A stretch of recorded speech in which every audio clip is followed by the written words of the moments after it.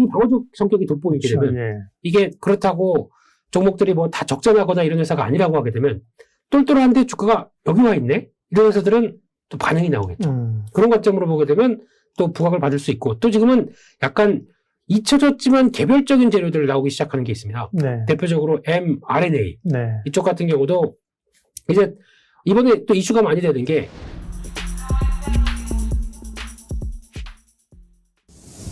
레몬리서치 김민수 대표님과 네, 시장의 또 아이디어를 찾아서 이번에는 제약주 얘기를 하도록 하겠습니다.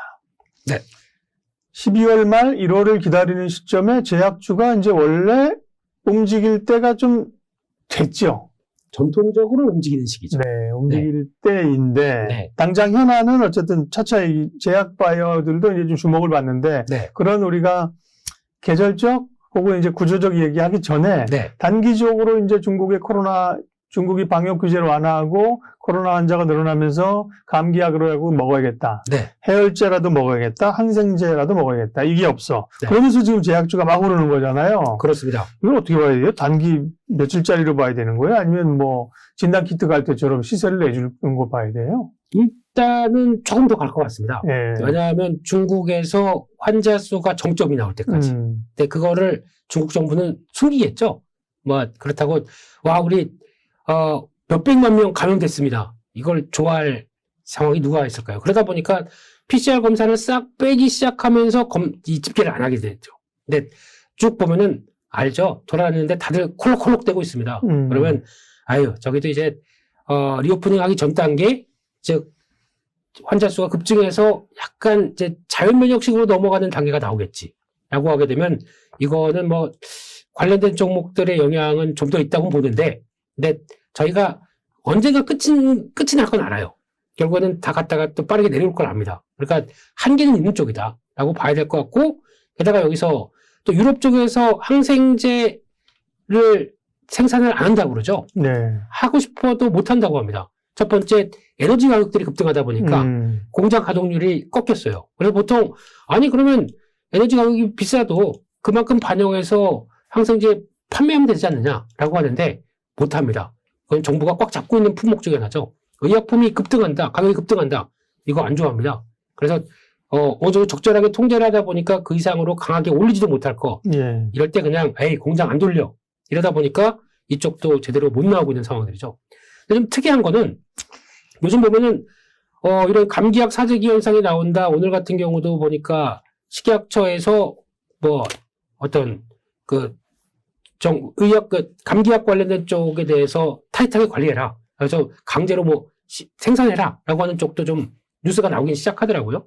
그래서 그런 관련된 종목들이나 변화들도 같이 영향을 끼치면서 오늘 움직이긴 했는데. 근데 고민이요. 네. 지금 말 끊어서 죄송해요. 네. 근데 고민이 우리 그 코로나 환자 늘어날 때도 우리도 이제 결국 이제 감기약 처방하는 거 아니야? 그러면서 감기약 관련된 주식들이 올랐잖아요. 네. 근데 중국에서 얘기하는데 사실은 국내 제약사들이 그러면 중국에 이렇게 막 약을 이런 감기약이나 항생제를 진짜 수출하는 거야? 뭐 이런 고민이 드는 거죠. 그렇죠. 그래서 뭐 한때는 또 그런 얘기도 있었습니다. 중국의 보따리 상에 와서 네, 우리 감기약 사가지고 가져간다. 근데 여기 맹점이 있는 게 못 가져갑니다. 그러니까 약 같은 거는 그렇게 쉽게 못 가져갈 텐데. 관세에서 다 걸립니다. 화장품도 아니고. 그렇습니다. 그래서 그거는 말이 안 되는 얘기고. 네네. 그럼 반대로 어차피 이제 감기약 항생제 계열들은 제약사들이 다 해요. 그렇죠. 네. 일반의 약품이니까. 그렇습니다. 네. 이걸 하기에 시작하는데 그러면은 상대적으로 중국에 공장이 있거나 중국에 법인 있는 회사들이 그렇죠. 그런 건 말이 되죠. 훨씬 대응하기 쉽죠. 근데 제약회사는 엄청 많고 사실은 뭐가 뭔지 모르는데 뭐 우후죽순 올라버리니까. 그렇습니다. 그래서 그냥 대충 보면은 제약사들이 다 감기약 생산하는데 그러다 보니까 못 갔던 중소형들이 오늘 제약사들이 뭐 일주일 사이에 또 막 쭉쭉쭉 올라가고 그렇지 않습니까? 그거는 경계하자. 그거는 잘못하게 되면 금방 내려온다. 네. 한쪽에서 그런 건 경계해야 되는데 상대적으로 한미약품 같은 경우는 북중한미가 있지 않습니까? 네네. 그걸 통해서 만약에 대응하려면 할 수가 있겠죠. 이런 중국에 진출한 회사들은 괜찮지만 또 이게 또 시총 3조가 되는 종목이 항생제 또 감기약 이런 것 때문에 올라간다는 것도 조금 말이 안 돼요. 네, 그래서 그거는 일단 모멘텀 자체는 한계가 있다. 한쪽으로 거기에 너무 집중하지 말자. 특히 또 화일약품 이런 거 있잖아요. 네. 이런 거는 제가 알기로 공장에 불이 났어요. 공장 가동이 안 됩니다. 지금 여름 때가 불나서 지금 안 되는 걸로 알고 있는데 그런데 주가는 그런 건 따지지 않는 거지 지금. 그렇죠. 이슈로 가는 거니까. 네, 원료 의약품 뭐 이거 회사다 그러니까 그냥 움직이는데 네. 이런 건 조심해야죠. 막상 찍히지 않을 실적인데. 그러니까요. 네. 그렇게 보면 사실은 코로나 때 진단 키트 관련도 시즌부터 해서 엄청 올랐잖아요. 그렇죠. 그때도 물론 이제 긴가민가 했는데 수익을 큰 데면 근데 그 진단 키트 만드는 회사가 몇 개 없었거든요. 맞습니다. SD바이오 이런 것도 나중에 올라온 거잖아요. 맞습니다. 상장됐죠. 나중에. 그러니까 나중에 근데 제약바이오는 이게 항생제 감기약 가지고 이게 도대체 뭘 해야 될지가 고민인데 네. 어쨌든 이슈는 좀 더 이어질 수 있다고 보셨고 말씀하신 포인트로 네. 옥석을 가리라는 얘기 그렇습니다. 해주셨고요. 네. 네. 바이오 원론으로 좀 돌아가면 바이오가 뭐 그런 이슈는 단기적일 수밖에 없고 네. 전반적으로 아까 우리가 얘기했습니다마는 금리가 이제 더 이상 오르지 않는 국면이라면 눌렸던 성장들도 좀 올라올 수 있다. 네. 주도주는 아니더라도죠. 그렇죠. 그다음에 1월에 이제 그 학회 모멘텀 있잖아요. JP모건. 네, 헬스케어 예. 있죠. 네.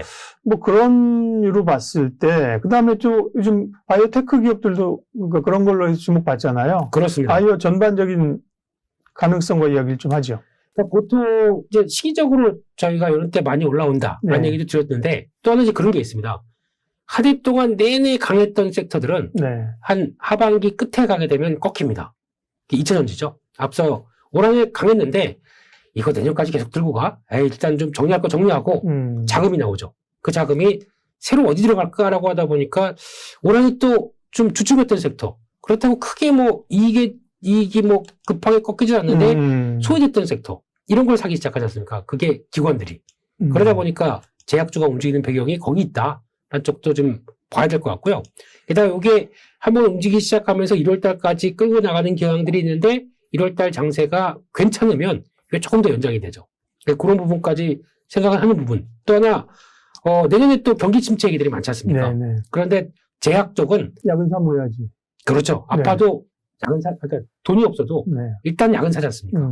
그러다 보니까 아픈 게 서러운 거예요. 네, 건강하셔야 됩니다. 네. 네. 열심히 운동하겠습니다. 네, 그렇게 하셔야 될 것 같은데 네.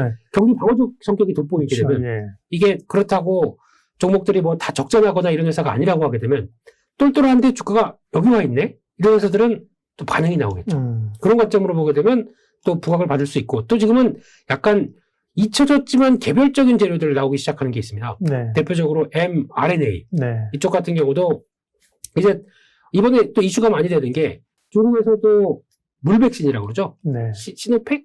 뭐 이거 물백신이니까 지금 사람들이 다 마카오 와가지고 거기서 제대로 된 백신 맞겠다. 이렇게 많이 나온대요. 그럼 거기서 나오는 게 또 mRNA에 대한 백신들이 또 부각을 많이 받고 있고 그러다 보니까 과거에 잊혀졌던 모더나가 우리 백신은 이제 어느 정도 끝난 것 같고 뭘 했냐면은 이거를 갖고 뭐 어떤 방법이 없을까 싶어가지고 항암제 쪽으로 연구를 해서 이번에 성과를 냈습니다. 그러게요. 네. 주가 오르고. 네. 성과가 낸 게 그러면 mRNA 쪽이 리보핵산 이쪽 아닌가? 이쪽과 연결돼서 막 자세히 모르다 보니까. 네, 어차피 문과생들이 좀 몰라요. 예. 네.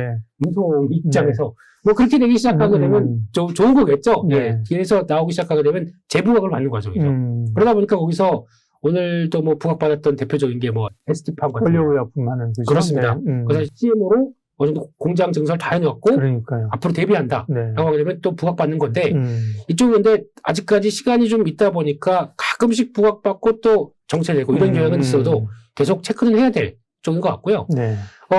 또 지금 얘기가 나오는 것 중에 하나가 리오프닝이 되면서 사람들이 관심이 많은 거는